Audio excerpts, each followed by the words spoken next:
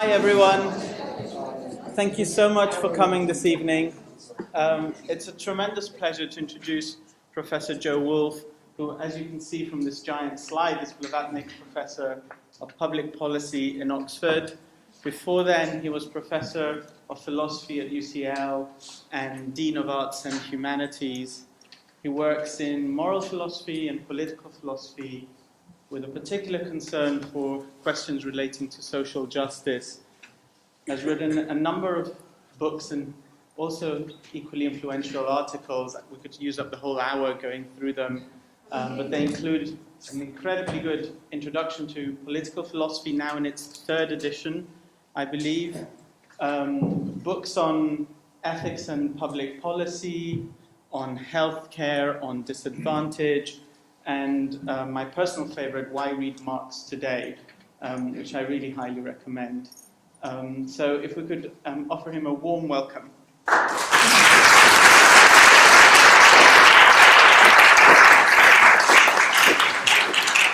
And of course today, poverty and inequality.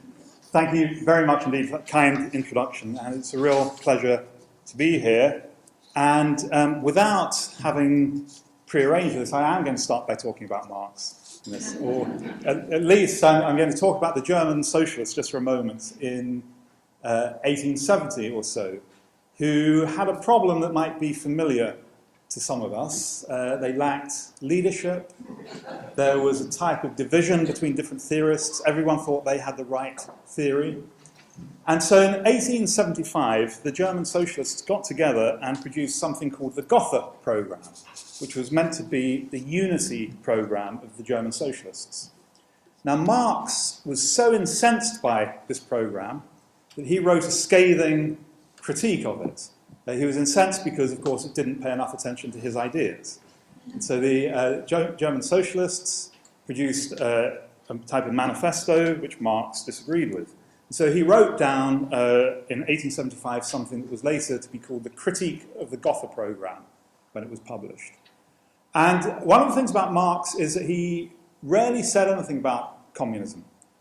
He thought that he was an observer of history. He wasn't a utopian socialist. He wasn't making up rules for the future.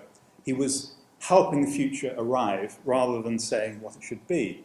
And so he deliberately refused to give details about what socialism would be like. We'd find out when we get there, rather than trying to raise a blueprint. He said very little, but he was so annoyed by this document that he went into more detail than we've seen elsewhere in his writings about certainly what was wrong with their ideas and also giving some of his own ideas. But what I want to concentrate on just for a moment is one little argument he produced in this pamphlet. Now, the Gotha program said that in the society of the future, everyone would have an equal right to resources. There would be a right of equality. And yeah, a lot of people would have said, well, isn't that Marx's view? There should be an equal right to resources. Well, whether it was Marx's view or not before he read it, it certainly wasn't after he read it. And so he said this is a very naive demand. So what does it mean to give people an equal right? Take two people. Suppose one has dependents and the other doesn't. Suppose one has greater needs than the other. Should they get the same amount or should they get a different amount? So if people are different, as they are, if you share things out equally, you're going to make them unequal in some other respect. So there's no way of sharing things out equally. If you share things out equally according to need, then you're going to have to give people different amounts, and that's unequal. So Marx said in 1875 that we cannot produce a political program based on the idea of equality. This is a surprise for some people to hear that this is Marx's view. So the followers of Marx were somewhat confused about what to do, I think, as a result of that. But anyway, the official Marxist doctrine was equality is not a politically scientific idea. Now, about 100 years later, two philosophers, Amartya Sen and Ronald Dworkin, independently, I think, or well, they talked to each other, maybe they influenced each other. They both produced papers more or less at the same time, 1980 for Sen, 1981 for Dworkin, where they pretty much rediscovered Marx's argument. So they both said, if you make people equal in one respect, give them equal money, you're going to make them unequal in some other respect. For example, they'll have unequal happiness. So if someone, for example, is disabled, and you give them the same money as someone who's able-bodied, both philosophers thought that would be problematic for the disabled person, because perhaps they need more money than the other one to live a satisfactory life. What do they conclude? Well, instead of saying that this means equality is not a scientific idea, what they said is that believers in equality have to work out what it is they think should be equal. What is it that should be distributed equally in society? So you can have the view that if you believe in equality, everyone should have equal money. Or you could believe that everyone should be made equally happy, or you should believe that everyone should have equal standard of living, or equal need satisfaction, equal capabilities, equal whatever you think. But they were clear that if you make people equal in one respect, you make them unequal in another respect, so therefore you need to choose the currency of egalitarian justice, as it became known later. So when I was an undergraduate, this was the debate in philosophy. What is the currency of egalitarian justice? And it was put very well by my teacher, Jerry Cohen, who said, I take it for granted that an equal society will distribute something equally. So what is that thing that is distributed equally? So bright graduate students, postdocs, early career researchers, as we call them now, all set off to work out what that thing is. That if we're going to define an equal society, what is the thing that we need to make sure everyone has an equal share of? Okay. So, I got to that point of being a postgraduate student. I felt, my destiny should be to search for the currency of egalitarian justice, like everyone else was doing. This proceeded in the normal way in which philosophy proceeds. Someone comes up with a proposal. Someone gives a counterexample to it. The first person comes back and says, no, that's not a counterexample. The second person says, oh, yes, it is. Here's my theory. Someone else says, you're both wrong. Here's another one. And the journals get filled up. People get tenure. They get their chairs. And we go on and on and on. Right? And I felt I should be part of that. But my heart, as you can tell now, my heart was never in it. Right? And it took me a long time to work out why, because these were the smartest people in philosophy, and they were publishing their work in the best papers, and they were all very clever, and you read the papers, they're very, very impressive. But for some reason, I sort of held back, and I didn't join in. It could be I didn't have anything to add, of course, but later on, I realized what I thought had gone wrong with this.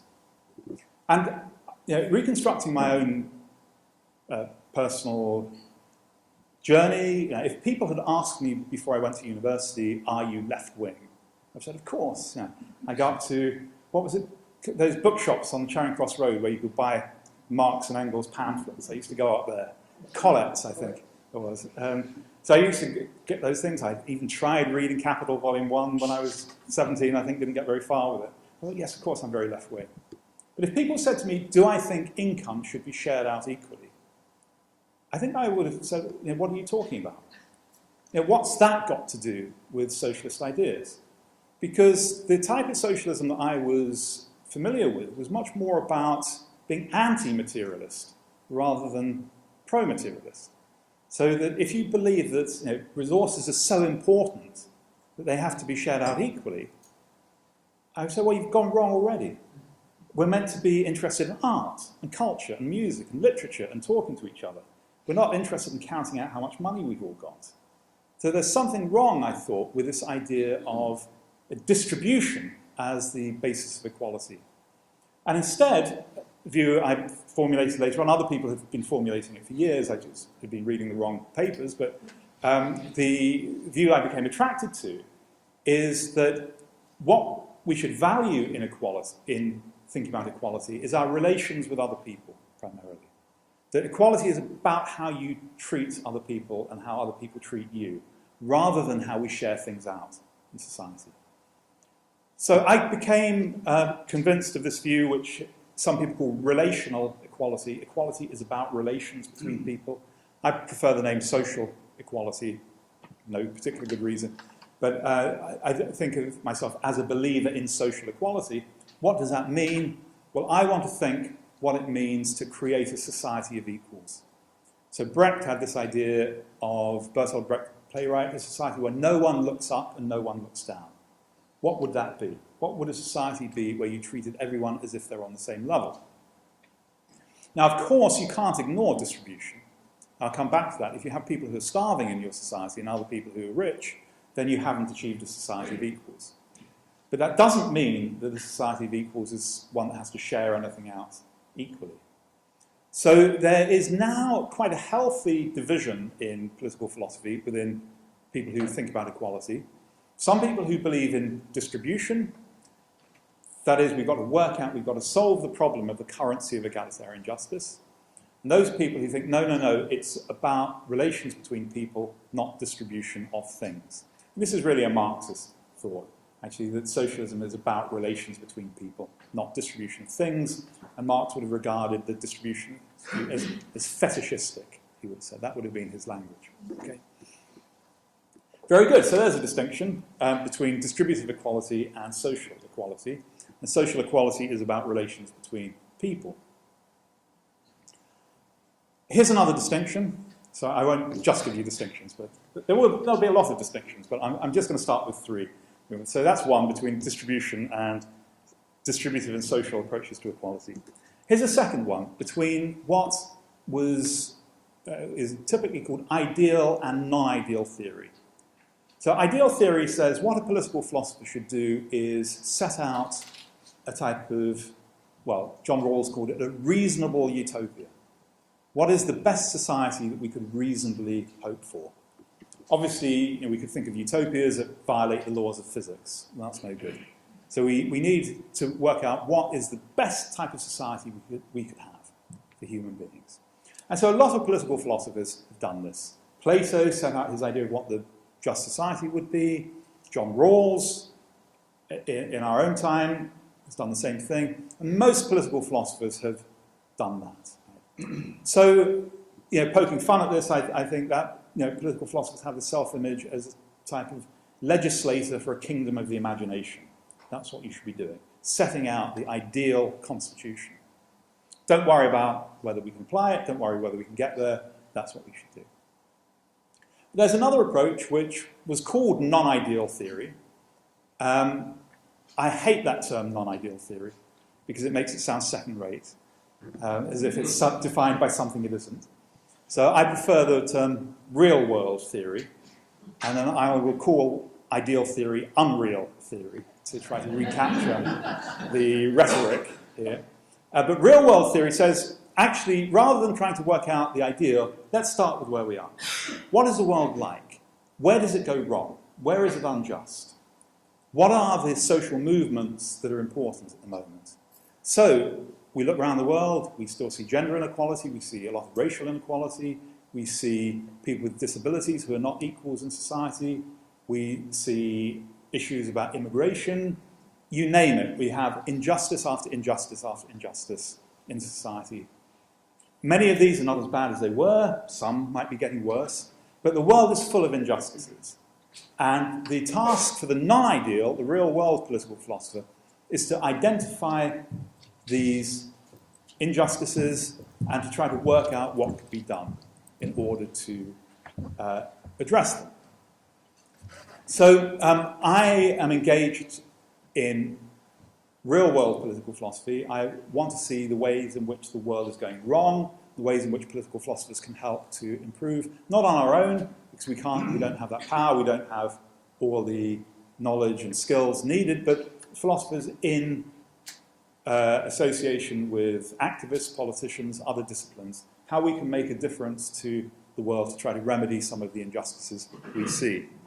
So that is non-ideal theory, but it's also a type of negative project rather than a positive project.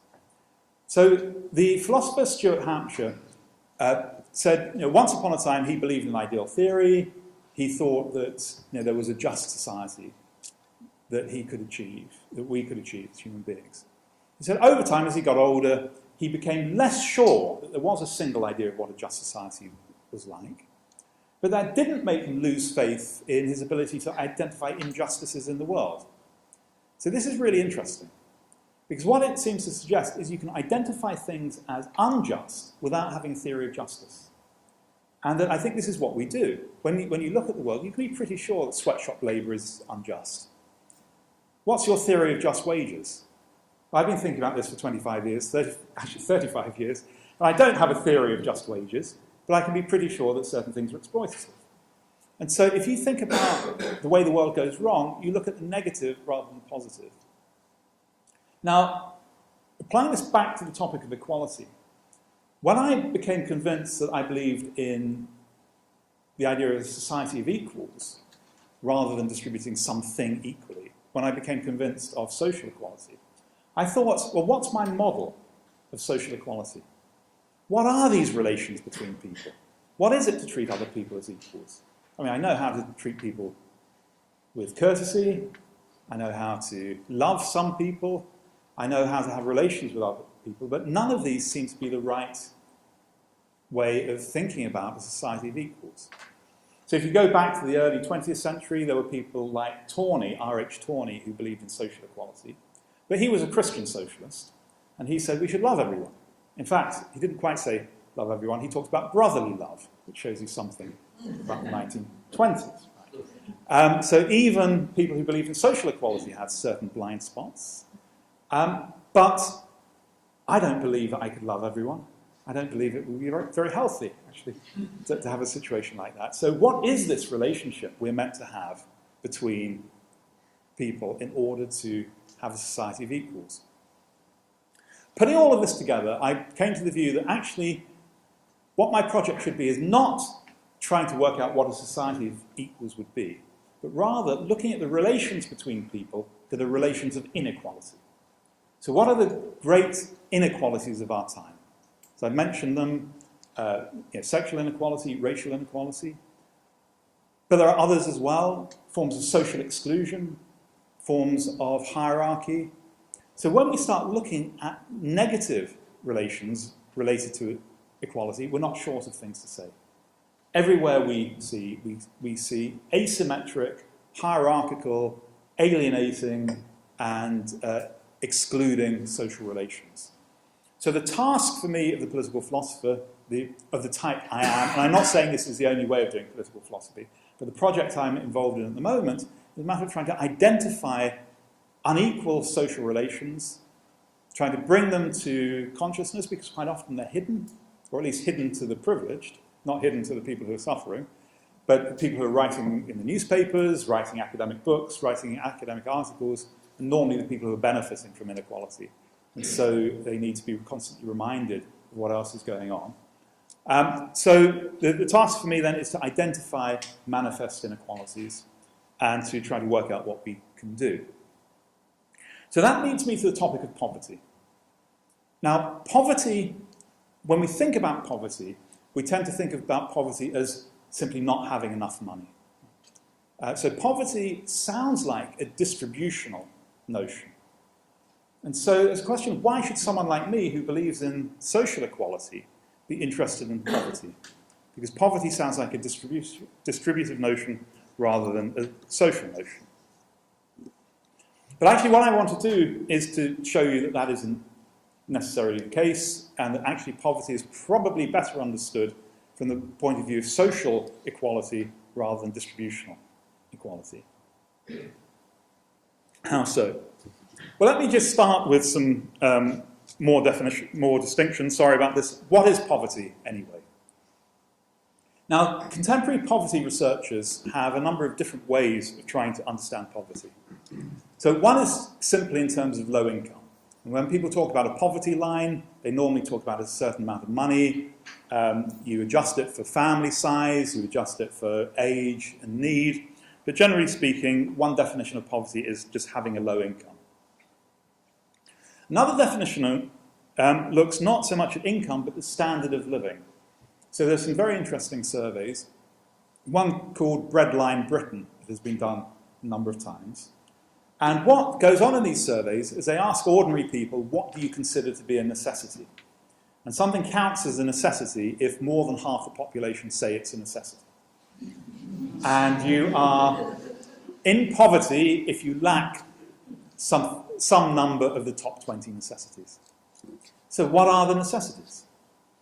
So this is really interesting. For the top 3, I'm certain that you will get 2 of the 3. I'd be rather surprised if you got the 3rd one. I'm not going to make you guess, we don't have enough time for that. So 2 of the top 3, having a warm, dry bed, having 2 meals a day. Number 3, being able to visit friends and family in hospital. So that was a surprising one for me, but it makes perfect sense. And we wouldn't think about it because I'm guessing none of us have ever had that problem, or very few of us have ever had that problem of not having the resources to go and visit friends and family in hospital. But if you live in a rural community, the buses go once a day, visiting time is 3 to 4 in the afternoon, then you may find it really difficult just to do this completely routine thing. So it's very interesting that when you get out of the academic environment and you talk to people who are the victims of injustice, or at least victims of misfortune, you can get a different perspective. So I said there are 3 ways of measuring poverty. One is income, the second is standard of living, and the third is simply feeling poor. It's asking people whether they feel poor or not. And one of the interesting things that comes out of this research is that there's a very imperfect correlation between these 3 measures. So there are people who have decent amount of income, but poor standard of living and feel poor. How's that? Maybe they have special needs. Maybe they have big debts to service. So you get imperfect correlation between these. Mostly people look at income, and what I want to do now is to move on to some of the older empirical research on poverty, which I think is still very illuminating. So I want to talk about Benjamin Sibbald and Roundtree's studies of York of 1901. So this is one of the first systematic studies of poverty, and it's really still worth reading if you have the time to do it. Now, there are people read Roundtree in different ways, but there's agreement about what he was doing. So he was writing in York. He was from the Roundtree family, the confectionery, then mostly cocoa family, producing family. So he was from a wealthy manufacturing family. And in the York of his day, there was pretty much full employment. So anyone who wanted a job could have one. There was no problem of unemployment in York. And so a lot of conservative people, businessmen, councillors, thought there could be no poverty in York if everyone had a job, because poverty was related to unemployment. So if people had a job, they couldn't be in poverty. So Roundtree had the resources to employ inspectors to go around and just knock on the door of households where he suspected that there could be a large amount of poverty. And his inspectors went in, spent a few minutes in each house, wrote a little report. So they'd say things like, husband drunkard, wife slovenly, house ill-kept, water pipe shared with 15, and latrine shared with 20 blocks. Okay, that would be a family in poverty. But then there would be other families, decent working, children tidy, children well-fed, husband, wife working. And so there'd be families who were working above the poverty line. Now, how is he going to define poverty? So, because he wanted to show there was poverty in York, he had a very low poverty line. So what he did was define what he called physical efficiency.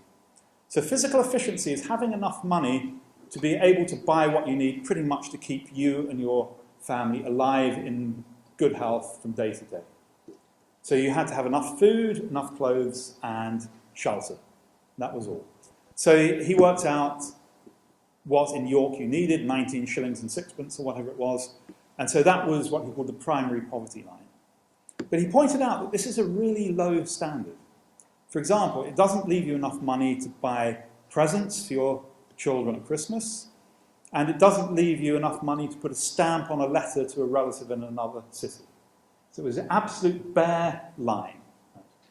So So his definition of primary poverty was not having enough money to achieve physical efficiency. And on his calculations, a significant number, maybe 20% of the population of York, didn't even hit that standard. But he was also interested in what he called secondary poverty. Now, this is something that has fallen out of poverty research, but I think it's fascinating. Remember, being above the primary poverty line meant you didn't necessarily have enough money to buy your kids' presents, you didn't have enough money to buy a stamp, you didn't have enough money for one night out a month. He came up with the concept of secondary poverty, which is having enough money to meet physical efficiency, but not spending it on physical efficiency. So spending some of your money on other things. So in other words, not having 2 good meals a day, but maybe buying a cake for your child's birthday, or making a cake. So that could put you into secondary poverty. You could have avoided primary poverty. You had enough money, but you didn't actually avoid it because you spent some of that money on other things. Now, many of you will know Roundtree was a Quaker, so he was very concerned about people spending money on alcohol and on gambling, which regarded as sinful and wasteful and so on. But he also pointed out that there would be plenty of people who were just looking for ordinary pleasures in life, and that they would skimp on food or clothes or live in poor accommodation just in order to have something more of a decent life.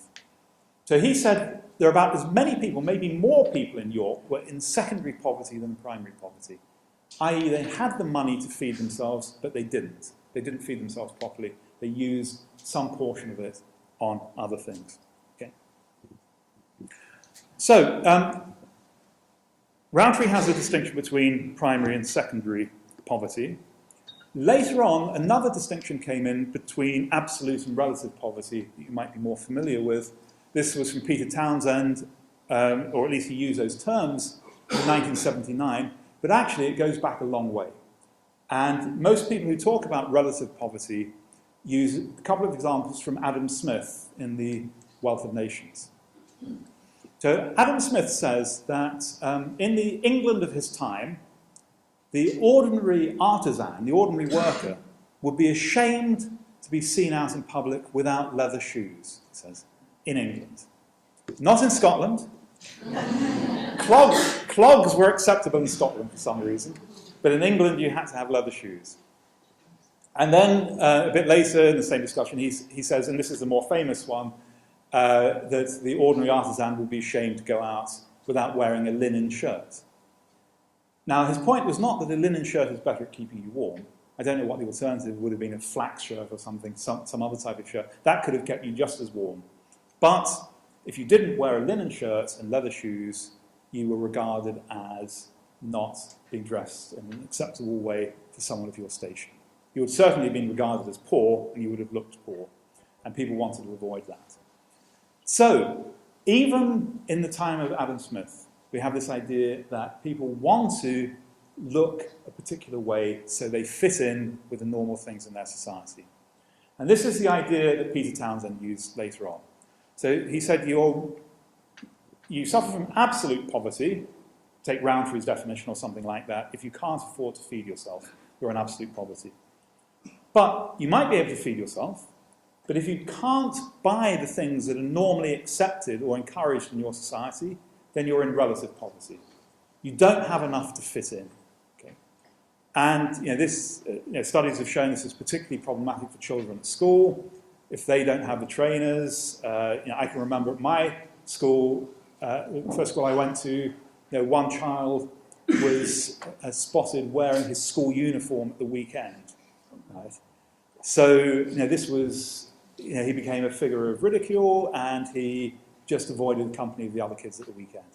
Because it was, the school uniform was perfectly okay, kept you warm and dry, but if you didn't have, I don't know what we wore, but it wasn't school uniform, if you didn't have clothes that the rest of us wore, football kit or something, then you wouldn't want to be seen. You'd stay at home, or you'd do things with your family. So you have this sort of thing where there's a certain type of level of purchasing you need in order to fit in.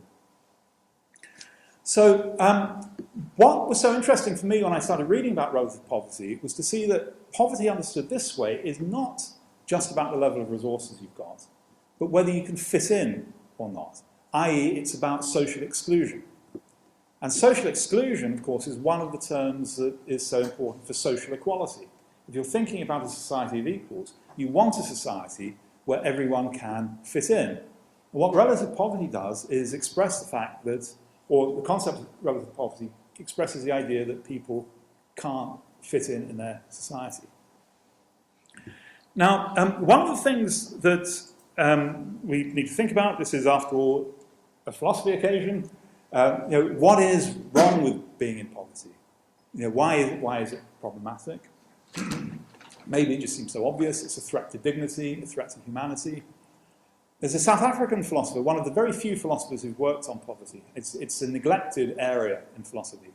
But a South African philosopher called Henny Lotter made a very interesting point that it appears that we only talk about human beings as being in poverty.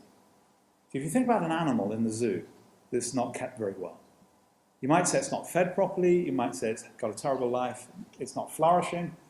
You would never say the elephant's living in poverty, or it would be a metaphor. Of course, pets can live in a household that's in poverty, but you wouldn't say of that dog is in poverty. And so it seems to be, the concept of poverty seems to be connected to something about our humanity, something about human beings. Only human beings can be in poverty, or creatures like human beings. Now, before I started working on poverty, I was asked to do some teaching at a summer school in Namibia, in Windhoek. And one of the other lecturers asked me if I wanted to go and take a look at the place called Katatura, which is just outside Windhoek. And for those of you who don't know, Namibia was at one point a South African protectorate, i.e. it was administered by South Africa. And during the apartheid period in South Africa, apartheid was applied also to Namibia. And so the capital, Windhoek, had, in effect, ethnic or racial cleansing. That black Namibians were taken from the city centre, they weren't allowed to live in the city centre anymore, and they had to live in what was a township, as you see in South Africa, called Katatura, which, according to the folk legend, translates as the place we don't want to go to. So they live in Katatura, which is about 6 or 7 miles outside the capital. It's too far to walk comfortably, and there's no public transport. And so black Namibians, black Windhoekians were just parked in this township. If they were needed for labour, a car would come and pick them up, but they couldn't go to the white parts of the city very easily. So I was taken around this place, and it was the only time I'd been in a township, or what really has become a mixed accommodation, not in terms of who's living there, it's almost only black Namibians living there, but in terms of the level of affluence. So as you go in at the bottom, you have proper houses, rather modest, but they were well built during the apartheid era because this was meant to be separate but equal and so on. So you have quite well constructed houses. And you have some plots that are knocked down and big houses being built, so that some people have got fairly wealthy there. But as you go up the hill, it's built on a hill, the later settlements come in. At the top of the hill, there were at that time refugees from Angola who had come and built just zinc shacks of 3 or 4 pieces of zinc. Not big enough even to stand up in, but people were sleeping in tents like that. Now, I'd never seen anything like that. But as I was driving around, what astonished me was the retail opportunities that existed even in the poorest parts of the shanty town. So there was certain places where there was no fresh water, no sanitation, no electricity, but there would still be these retail opportunities on every corner. Okay. Not food, because there were supermarkets, not clothes, there were shops at the bottom. 3 things that reappeared over and over again. Again, I could give you a prize if you get all 3 of them. One was mobile phone shops. Second was bars. And the third, anyone want to say what? Not restaurants. Not betting shops. Someone said hairdressers, I think, or I just heard that. Anyway, grooming opportunities of various sorts. Nail bars, hairdressers, barbers. And they were really interesting because they're quite large places. Very often there was one person getting their nails done and 25 people sitting around chatting. And the pub was like that as well. So it wasn't people went to the pub and got alcohol and went home. They just went there to sit.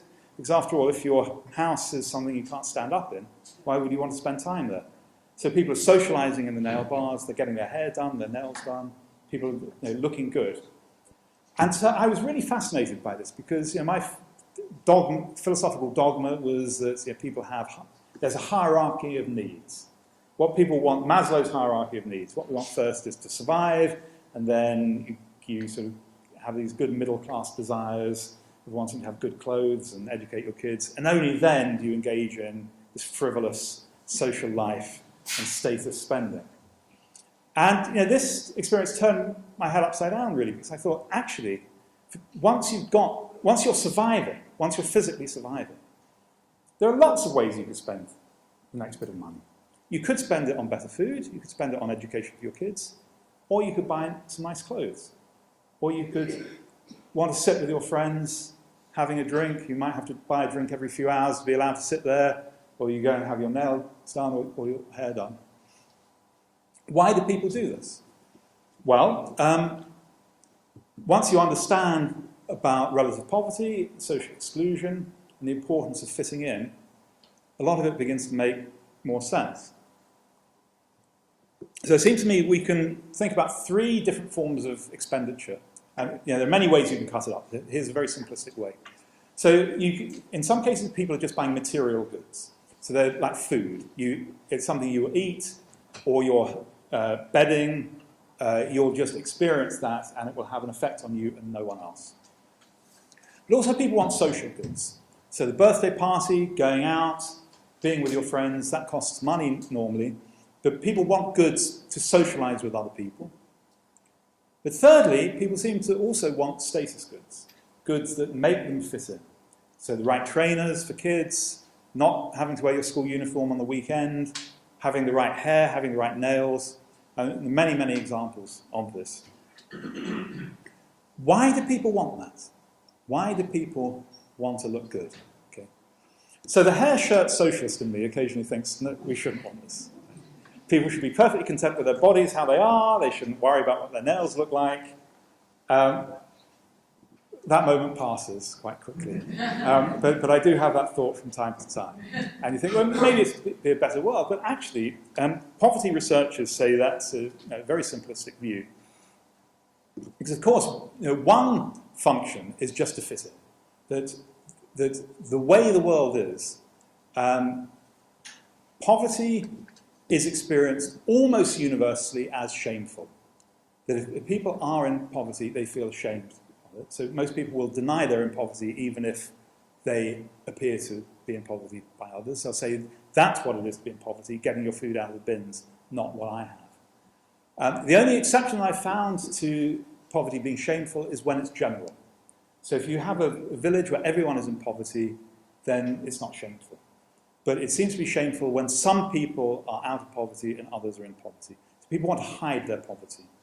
And so one way you do that is by wearing the right clothes and being well groomed.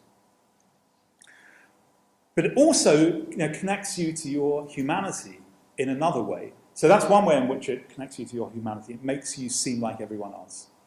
But also poverty researchers say just being able to go into a shop and buy something over the counter means you're going to be treated with a level of respect owing to a human being. So if you're going and getting your hair done, or you're buying a round of drinks in the bar, you're going to be treated like anyone else on that occasion. So that can be very important to your self-esteem, just to be treated like someone who's not in poverty. And so a lot of status consumption is like that. You're getting a temporary experience of not being in poverty, being able to forget about your poverty for that time. But also, depending on the social context, it can be very important to wear the right clothes or to look right. So I talked about kids in school, but getting a job, you have to look right. If you're going for a job interview, you have to wear the right clothes. And people pointed out, when I talked about this before, keeping out of trouble with the police can also be, particularly for men, wearing the right clothes or the wrong clothes means you're more likely to get stopped or not. So if you look poor, you're much more likely to be picked up for a suspected crime. So there are lots of ways in which fitting in looking right, looking the same as others is beneficial for the other aspects of your life. So the way in which I would like to understand poverty takes me back to Amartya Sen, who I mentioned earlier on as one of the people who was arguing that we had to work out which theory of equality we believe. I mean, Sen, you may know, is a Nobel Prize-winning economist and philosopher. He's written many books. There are many aspects to his view. And he's one of the very few philosophers who've looked at poverty in any detail. And he has an analysis which is quite helpful for us. So he imagines that you have, any one of us will have a level of resources at this point. And there are various opportunities we have, but maybe we can't do them all because we don't have the resources. So take a very simple example. Suppose you have very little money. It's enough money to buy a bed for the night, or enough for a nutritious meal, but not both. Okay. So Sen says you're faced with two, what he calls functioning sets. You have to make a choice between bed and no meal, or meal and no bed. And so he has this notion of what he calls a capability set. Your capability set is a set of functionings that you could achieve. So any one of us will have some limits to what we can do. I assume most people in this room can get the warm bed tonight, a nutritious meal, maybe some clothes, transport home. But as I add more and more and more things, there are going to be some people saying, actually, I'm going to have to make a choice between those. So we always have to make choices. Even if you have infinite money, you have finite time. So you're always going to have to make choices. But if you're rich, you're choosing from a much richer array of possibilities. If you're poor, you're choosing from a much smaller array of possibilities. And if you are in absolute poverty, you won't be able to achieve anything to an acceptable degree. So that's one way of understanding absolute poverty. You can't even feed yourself to an acceptable degree.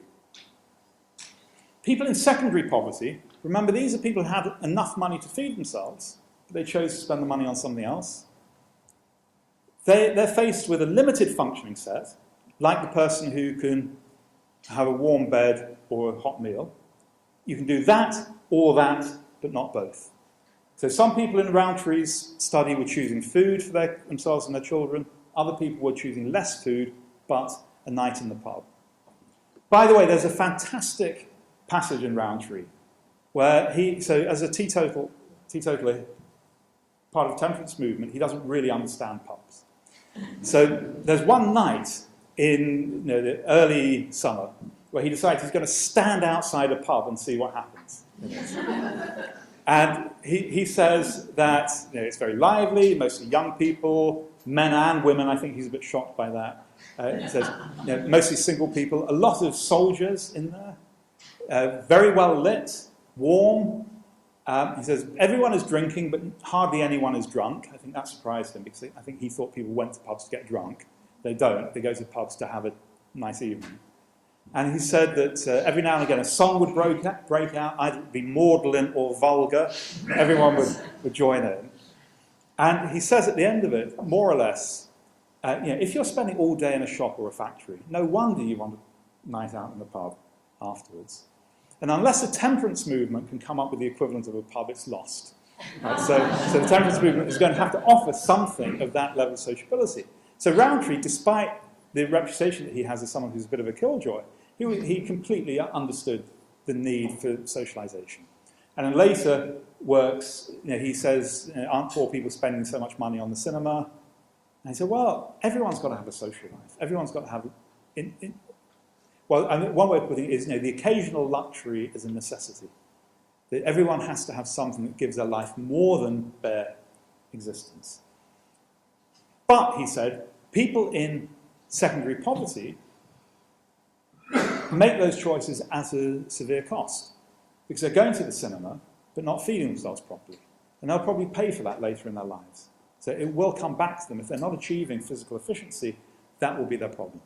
So Roundtree's idea, and this is obviously one that we would all agree with, I think, is that everyone ought to have a range of choices so they're not being forced between putting food on the table for their kids or having a good night out.